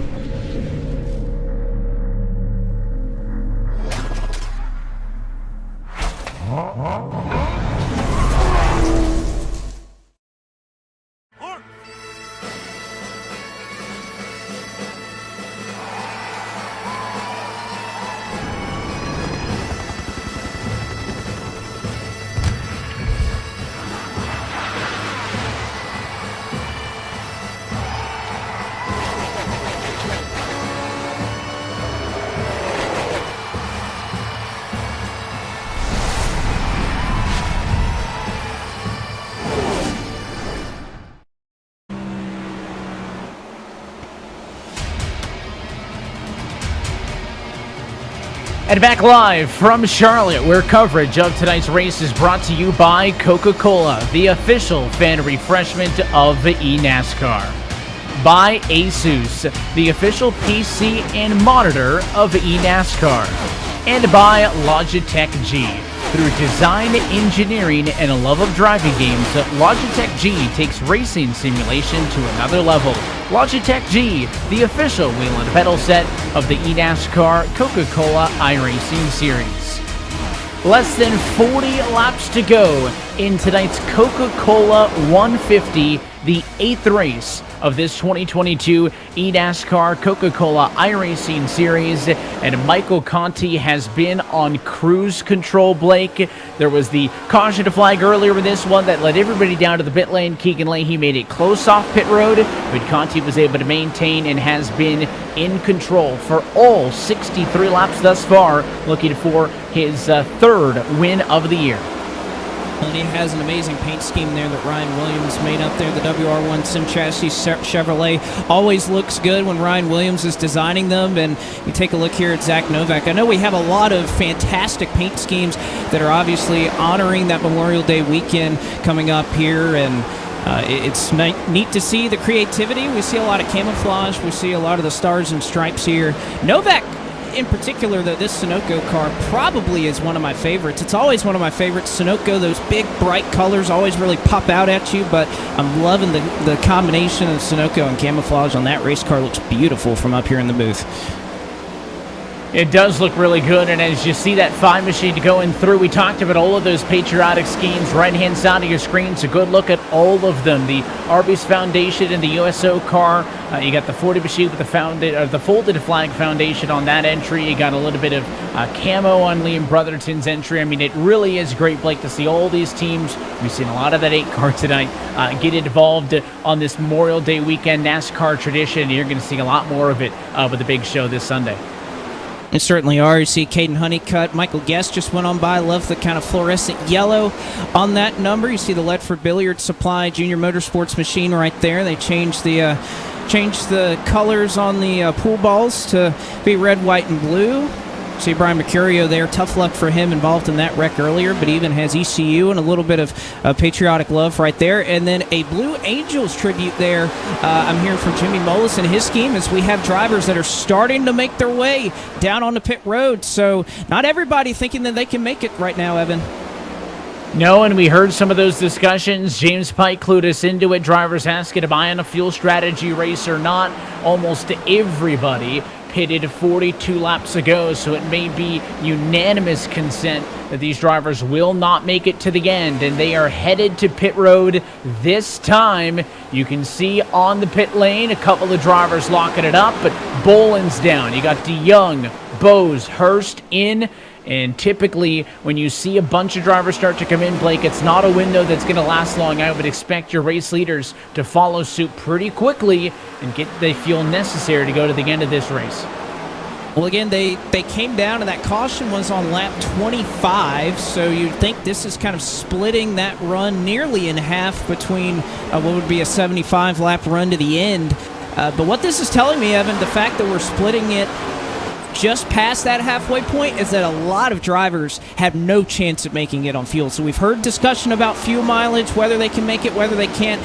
It's obviously something that you would have had to commit from the very beginning if you were going to try to make it here as you're right on board with Matt Busa. On board with Busa in the number 9 position right now. He started this race in 28th and has really benefited from these longer green flag runs. Of course, before drivers started to pit, he was in a 15th position, but there it is. There's the big pit stop. Michael Conti from the race lead is in. Again, trying to avoid getting undercut by anybody else because you're going to get about a second a lap faster fresh tires to what you were running now. So so many drivers like to go for the undercut to take advantage of it. And once the leader comes in, that's the big signal that you're going to see everybody else likely quickly thereafter. Casey Kerwin, though, will not follow suit immediately. So the 95 gets his name on the list of lap leaders. He leads the top Stephen Wilson, Malik Ray, Blake Reynolds, and Derek Bordeaux, who have still yet to pit. You're still waiting on 26 drivers to pit. Mitchell DeYoung is currently your leader of those who has pitted. Of course, that's because he did undercut Michael Conti, but Conti should have the speed to get back around. Now what's this created, Evan, is you really have a big split here. About 27th on back is 1 lap down. You had a number of drivers who were already damaged who decided to come down and pit.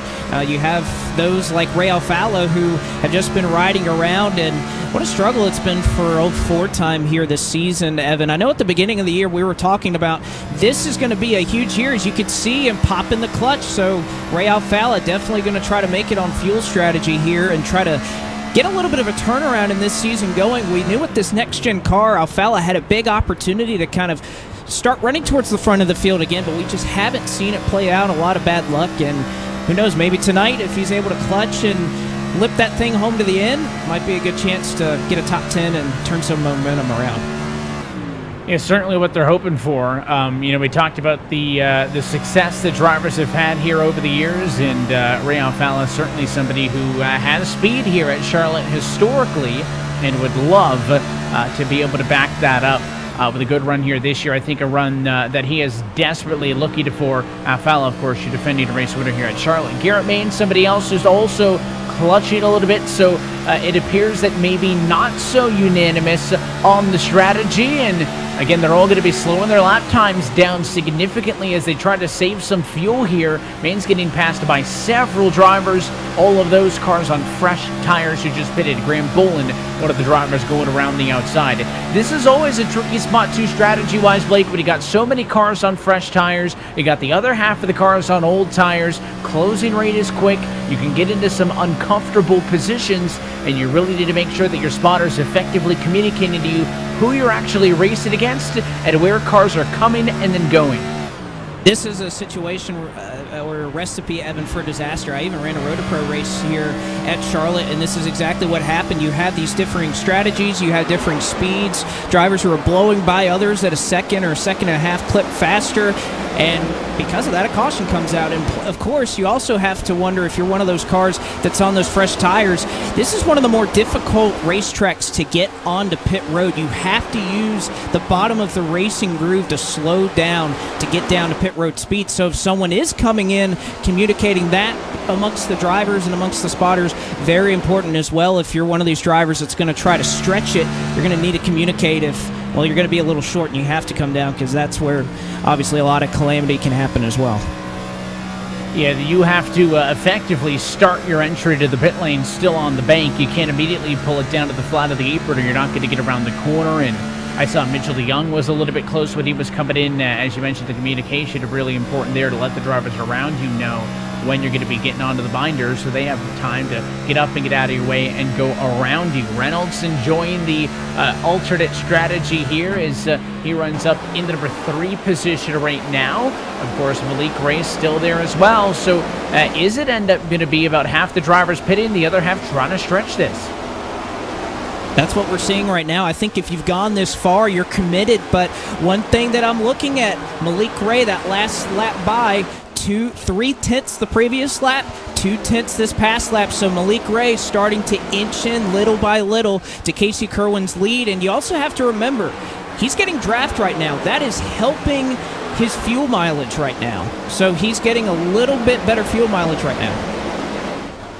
So that's going to improve as he continues his run so far here this afternoon. And now it's a waiting game. We mentioned that we probably weren't going to get under the lights like you'll see this weekend's Coca-Cola 600 end, but a little bit of sunset action, track changing. The conditions will cool off a little bit, but also sunset, depending on the angle, could make viewing a little bit difficult. If you get it into the windshield, you can see the sun reflected off of the racetrack right there. It's just tucked behind the grandstands, and your race leader, Casey Kerwin, to pit road, James. Casey Kerwin down on pit road. He knew he wasn't going to be able to make it, and so he talked with his crew. They originally wanted him to try and take 15 gallons, but he said, absolutely not. It's going to be too much. Let's just take the 7. Let's raise the air pressure in the right rear. Otherwise, we're going to work with what we have. Don't touch anything else on this car. We'll see whether or not it's enough to propel Casey to his first win of the season. Right side's up first. Going to try to optimize, of course, time here on the pit lane. He is going to go 2 tires and off. That's notable because the drivers who pitted previously, some of them went for 4, others went for 2. Shortest pit stop that we've seen to the likes of Mitchell DeYoung, 2 tires only. Other drivers have gone for 4 on their previous pit stops with the likes of Michael Conti and Femi Olat. So there is a mixed bag of strategy on all ends, and this has given the race lead to Malik Ray in the 7. He is now the driver that everybody's looking at, still waiting on your top 22 cars to come down pit road. Mitchell DeYoung is still the lead car of those who have come down pit road. Well, and you heard even the adjustment that James was given there, a lot of air pressure adjustments. That's to compensate for the fact that he's going to have 2 tires, a little bit of a looser race car. So good preparation on that 95 XSET gaming team to recognize the differences you'll need with the 2 tires. And there you see it, how long everybody has stayed out since their last pit stop. Malik Ray staying out quite a distance, or excuse me, that's the lap that they last pit on, not the distance since that pit. You can see lap 27 for Malik Ray, 26 for everybody else. down that last caution flag that we had, the only caution of the race. Well, we talk a lot about how critical the championship battle is going to get as this season rolls on, and you take a look at the live points on the right-hand side of your screen. The biggest thing right now would be Malik Ray in the 7 would launch himself way up if he could win this thing. As you see the 42 of Bordeaux come onto the pit lane, that would effectively put the 3 car out of a top 20 or top 10 position, I should say, because you're looking at a Malik Ray driver who is not currently in one of those playoff positions. So that is going to be, I think, the big thing to look for. Of course, all those race winners, if we could find another new race winner, there's a chance we walk out of Charlotte with only 4 points-paying positions left on the playoff grid. Latest driver to take advantage of this strategy is Steven Wilson. He is still in the number 2 spot, but he is 2.3 seconds behind Malik Ray. On this call, Malik Ray right now a mile ahead of where everybody else is. Wilson not that far ahead of the battle between 3rd and 4th, where Zach Novak and Matt Busa are pretty close together, about 12 car lengths behind him. Well, and of course, that situation with Malik Ray, if he can get to the top 20, that's that important asterisk right there next to the accomplishment. If Malik Ray can get into the top 20, that win would get him in, but at least as he currently stands at the moment, a little bit behind that cut line, 7 points back from 20th right now. He sits 24th in the eNASCAR Coca-Cola iRacing Series standings, but if he were to leapfrog the couple of drivers in front of him, and you imagine he would if he got the full 40 points for winning the race, he would be in a position, at least after the running tonight, to be in position to lock himself into the playoffs. Correct. Malik Ray is only 2 points out of the top 20. So if he got race-winning points, he would jump into the top 20 in points. However, because he's not currently, that's why the graphic wouldn't reflect it. But of course, those 5 bonus points or 5 additional points for the race win versus the next closest driver would give a race winner, Malik Ray, enough points to get to the top 20 for a race win to count towards playoff eligibility. And there's so many drivers in similar situations, right? Somebody like a Zach Novak, who was looking to get a little bit of luck on his side, 16th in the points. He had a bit of a rough start to the year. Blake Novak had a 37th, a 28th, and a 29th to start the year. His last 2 finishes, though, P5 and 6. I mean, that team is starting to turn the corner, hopefully at the right time. Again, you're putting all your eggs in one basket here, though, on a strategy call like this. You are, and at this point, you're going to try to stay out. I mean, we only have 12 laps to go, so you're at least going to try to get to the line, or you're going to run it on fumes, hoping and praying for a caution. And we still see a big split right now. Top 20, I believe, right now have yet to pit. DeYoung leading the group, who has come down pit road in 21st, 22 seconds back. And at this pace 7, they're not going to catch this group. So if the drivers who are on fuel, at least Ray, Wilson, Novak, all the drivers who are up in the top 5, they're not going to have to worry about getting run down. The tire advantage has gone away for the most part, and we only have 11 laps to go. So if they can make it, this is going to be a great call. Big if, though. Yeah, that is a big if. And listen, we have seen plenty of races over the years, Blake, here at Charlotte in the NASCAR Cup Series, where fuel has been a question down to the very last lap. Do we see it again here tonight in the Coca-Cola 150? Don't break the heart of junior fans like that again. At least you caught what I was putting down, but I don't want to have to call it out directly. This time, though, it might be a junior motorsports car that could benefit, because, again, Conti was the one who opted to go for the safe strategy after leading all laps and go for fuel. He did not want to risk it, but with the outstanding amount of cars yet to pit, still at 20, that is a majority of your field that is yet to come down to the pit lane. And again, DeYoung still the leading car, who is good on the fuel because he only took 2 tires. Michael Conti's 4 has him about 5th on the drivers who have pitted. Conti down in 25th position in the running order at the moment. But what a win it could be for Malik Ray, a Novak, a Busa, a Wilson, a Guest. I mean, anybody in the top 5 here would love to get it, and Zach Novak is now closing on Malik Ray. Clearly, Malik trying to save some fuel. This gap was more than 2.5 seconds 5 laps ago, and Novak can feel it as he closes in. The 2019 champion looking to the outside. Well, and I think you could see him get up on the wheel because he and Busa have really picked up their pace. They're running 31.4s if you're Ray and Wilson, but Novak and Busa clearly did their homework and saved early in this run, and now they're going to try to push the pace, make Malik Ray and Steven Wilson run out of fuel. And oh, by the way, Michael Guest also caught up to this top 5. So you're trying to see the difference here of did you save early in the run, or are you trying to get those last few fumes right now? Because Novak, I think he has that answer. He saved early, and now he's on the charge. Well, I referenced that 2019 championship. It was when he won that championship race at Homestead back on October the 8th of 2019, the last time he saw victory lane here in the eNASCAR Coca-Cola iRacing Series. Can he get back to victory lane on the inside? But Malik Ray shakes off the challenge in the runoff at turn number 2. Still Ray, Novak, now Busa to the outside in third. Duvall's going to be coming down pit road from the number 9 position, so more drivers starting to run out of fuel as Guest in 5th tries to catch those top 4. And I think Malik Ray trying to play the game now. He may know that he's short, but at this point, he just wants to keep the lead in case there is a caution flag. So Ray doing all he can. Boost on the outside, though, going to get a little bit of a run. And I think Boost is done saving. He's going to try to take the lead in turn 3. To the outside goes Matt Busa in the number 75 Mode Media House Ford Mustang. New race leader with 5 laps to go. Busa leads his first lap of the afternoon, and Malik Ray over the radio coming to pit road this time. Are they all going to be short? All of these drivers pitted at about the same time. Zach Novak, though, has 5 laps more on fuel than Malik Ray does. So is the 5 going to be able to make it as Malik Ray dives down? Ryan Luza also entering pit road. We're seeing more drivers drop one by one. I don't know. This might be for the win, Evan, between Busa and Novak, but there's just no way to tell. Wilson and Guest have also worked their way up to this battle, so you have 4 cars within 1 second, 3 to go.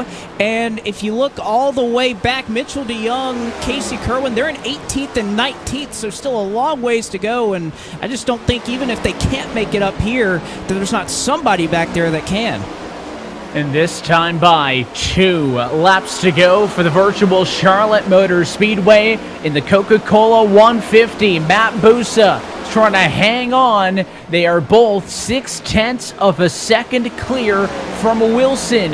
Busa last pitted 70 laps ago. Novak 67. He's got a little bit more if he needs it coming to the white flag. Busa going to run high. I think that shows that he's pretty confident that he can make it. And Zach Novak, pretty fitting. It's the Sunoco car trying to squeeze every last drop of it out of his Chevrolet. White flag in the air. 1 lap to go for the 75 Ford of Matt Busa. You look on board with him on the bottom right-hand corner of your screen. Zach Novak, a defending series champion from 2019, trying to get back to victory lane for the first time since then. But Matt Busa, with a couple hundred feet to go, going to get wins in back-to-back seasons for the first time in his career. Matt Busa does it and wins at Charlotte. And we had a couple of running out of fuel as they approached the stripe. You could see Ray Alfala jump up into the top 5 because of that. Wilson ran out towards the line. Garrett Main's able to make up some spots. Keegan Leahy was in 8th, and well, that's where he ended up finishing, but he made up about 3 or 4 spots there on the last couple of laps, so a lot happening there on the last lap. We could barely keep up with it, but again, fuel mileage rating supreme. Nicely done, Matt Busa. It is impressive stuff. Won it at Michigan in August of last season. And now here tonight from the Charlotte Motor Speedway, this winning moment is brought to you by Coca-Cola, the official fan refreshment of eNASCAR, and only enough fuel to park it at the start-finish line. Matt Busa is your race winner in tonight's Coca-Cola 150. This shows you, though, this is a great winning moment. It shows you how close he was, that he could barely get past the line. They were using every last drop to try and make it, as we're going to look at the Coca-Cola move of the race. And it's going to have to be from the 75 here throughout this whole run. It's not just one move, it's an entire run, nearly up to the lap total that's on the number on the side of his door, able to save fuel, but it comes right here, pushing the pace to try and get Ray to run out, and he makes the move around Zach Novak, who would have been his counterpart here, that can make it to the end on Sunoco fuel. Impressive enough. Some drivers made it as many as 74 laps to the end of this race. The highest finishing driver who opted to pit ends up being Casey Kerwin in 16th position. So obviously the decision to stay out worked out in the end for those who were able to make it to the end of the race. A great showing by so many of those drivers who had led laps late in this one. Malik Ray, Casey Kerwin were also in the mix, but in the end, it is Matt Busa who is in victory lane here tonight at Charlotte, and you're trackside talking to him, Blake. Matt Busa, your winner tonight in the Coca-Cola 150. And Matt, you had the points lead as far as drivers who haven't gotten that one yet, but guess what? You wipe out all those doubters. How does it feel to go home in victory lane tonight at Charlotte, using fuel mileage to get it done? Yeah, man, it feels amazing. I'll tell you, last year I probably had 5 races in the bag, I thought, based on fuel mileage if a caution didn't come out. And of course, oldest race was the yellow came out. But yeah, this one, I had that in the back of my head, like, oh, it's just going to be yellow. This is all for nothing. But thankfully it went green, and here we are in victory lane at Charlotte. Never would have thought that. It's probably my worst track on the schedule. Well, Matt, take me back to that restart we had, that caution the last time you pit on fuel. As soon as you leave your pit stall, is that what was on your mind, that you were going to try to stretch fuel to the end, or what point in the run did you think, hey, maybe we can try to make it? Yeah, that was the plan all along, right from when I pit there. Just 5th gear the entire time of pace laps, clutching. When we went green, I think the first 20 to 25 laps, I was probably clutching on entry every corner. And a couple times here and there when I had some gap between me and Novak, I would just clutch. And yeah, I sputtered right past the tri-oval after taking the checkered, and now I'm just sitting here. I don't have any fuel to do any burnouts, unfortunately, but yeah, it just feels awesome to get a fuel mileage win finally. Oh, it feels just the same even without the virtual burnout. But Matt Busa, an incredible job. I love me a good fuel mileage race, and you played it perfectly. Congratulations on making the playoffs through a win for the 2nd consecutive year. Thank you, man. It couldn't be possible without everybody at Mode Motorsports, owned by Kyle Long and JR Rodriguez. My team Conti, always puts in the work every single week. Nick Ottinger, Michael Conti especially, setup gurus. My spotter, Jason Brophy and Joseph Gulata, and Coca-Cola. Thank you for sponsoring the series, man. This is an incredible series. Hope we can continue doing this for many years to come. NASCAR, you guys broadcasting, iRacing, everyone. Thank you so much. Very fitting. He has a Sunoco flag in the background. He had just enough of it to get to the checkered flag. And another driver that was able to stretch that Sunoco, that logo that sits on his Chevrolet, is Zach Novak. And Zach, I know it's got to be heartbreaking to come that close to getting that elusive victory, but nevertheless, an incredible effort here. Anything that maybe you could have done differently during that run, knowing that you were trying to save the whole time, but also come from the back of the field? You started 34th tonight. Yeah, I mean, I knew Busa was, on the same strategy as us, so I kind of just tried to play defense that whole run and keep him behind me. And I think I just went a little too hard at some points in the run trying to do that, and that kind of made it where I didn't have quite enough. I had enough fuel, but I didn't have quite enough to just set me free. I kind of had to slightly save a lot of that run. So overall, I mean, hell of a strat call by my crew chief Logan Sheets. Great job by my spotter Robbie Vrabel to get me through that and keep me calm. I'd be lying if I said I wasn't a little disappointed and maybe a little emotional. That's the closest I've been in 2.5 years. So it sucks, but at the end of the day, I mean, P2's P2. I can't be too disappointed about it. No, absolutely not. And Zach, I think this has been a real turnaround for you. First 3 races of the year didn't quite go your way, but ever since Richmond, fittingly so, being the old team name for Rise Esports, you've really turned it around. Is this a sign to things to come as we get within about a handful of races here before the playoffs? I hope so. I got to work on qualifying a little bit more. Definitely not my strong suit, but the guys behind the scenes, everybody that I work on the setups with technically, they've been a huge part of all of this. Taylor Hurst, Donnie Strauss, Corey, Jimmy, Breyer, everyone that helps behind the scenes. I wouldn't be here talking to you guys without them. So huge thank you to them. Just again, it's hard to be disappointed, but at the same time, we were just so freaking close, man, so close.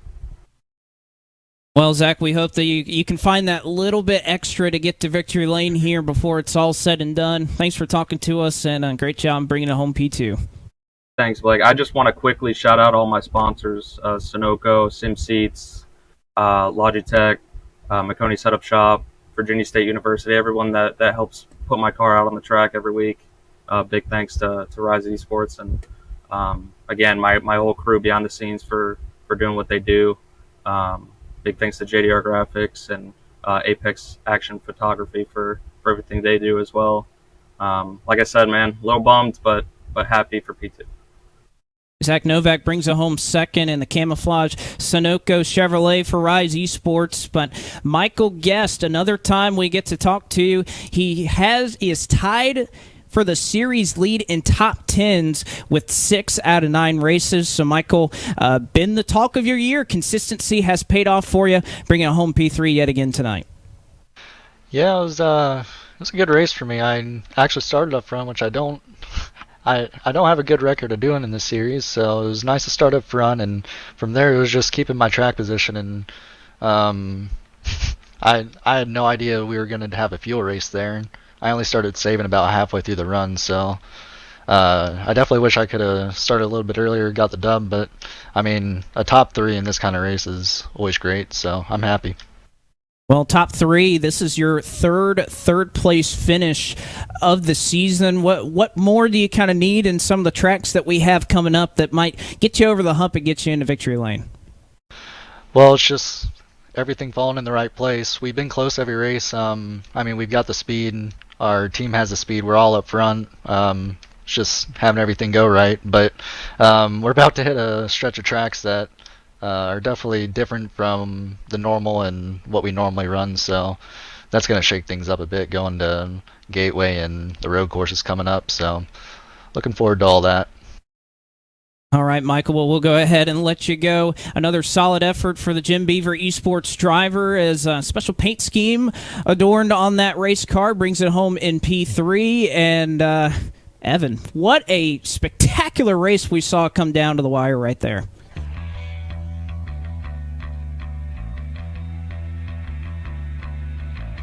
Indeed, we take a look at your Coca-Cola full race results tonight. Matt Busa, of course, victorious atop Zach Novak and Michael Guest. There's a look at your top 10. Big points nights for the likes of Mola, Salfalo, Wilson as well. Keegan Leahy bounced it back from a poor race a couple of weeks ago as well. So this is big. I think the biggest takeaway, though, another spot claimed by another first-time winner this season. Busa had been good all year. You mentioned he was the highest rated driver without a race win yet, and now cements, I think, his claim as one of the top drivers in that championship battle that may be flying a bit under everybody else's radar. No doubt about it. I think it's great to put that stamp in early at this part of the years. You see Blade Witt, a solid run for that number 16. They've been needing it in 11th, as well as Liam Brotherton 12th. How about Mercurio involved in that early incident? He's able to get a 13th out of it. Bias 14th, Kyle Peddle in 15th. Fortunately, the strategy didn't work out for Kerwin or DeYoung as they finished 16th, 17th, and mostly further on back here, Evan, everybody who came down pit road did not end up being the way to go tonight. I think the big story in this one ends up being Michael Conti leads 69 of 100 laps tonight to finish in 23rd position. You look all the way down here. A poor night for the likes of Kyle Peddle and Zach Novak, who started inside of the top 15. Novak started in, you talk about the positions in which everybody started. You got guys way down here in the red. Bowden from P2, Clampett involved in the early accident. Just a tough go for a lot of these guys. Malik Ray also had a chance to win this thing. Speeding on pit road on that last stop. It's tough. There's so many drivers who we've talked about. They've had a rough year. They show some speed, and it's just tough to put it all together. But again, at this point in the season, I don't know how many more of those you can afford. Of course, next week is a first in series history. We are taking the eNASCAR Coca-Cola iRacing Series to Worldwide Technology Raceway.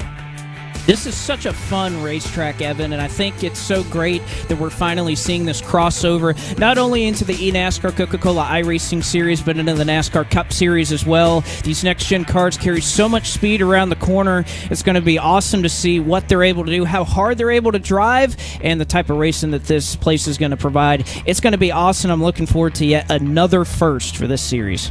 I see a couple of virtual cars already pulling in because it is next week. There is no Monday off next time through. Until next time, though, that is it for us here tonight from the virtual Charlotte Motor Speedway. So on behalf of our entire team at iRacing, NASCAR, Coca-Cola, and for our broadcast team tonight. For everybody downstairs, for our Countdown to Green crew, and of course for your broadcast team tonight. For James Pike on the pit road, Blake McCandless, my name is Evan Pasoko. Thanks for tuning in, and congratulations to Matt Busa. Gets the first win for both he and Mode Motorsports on 2022.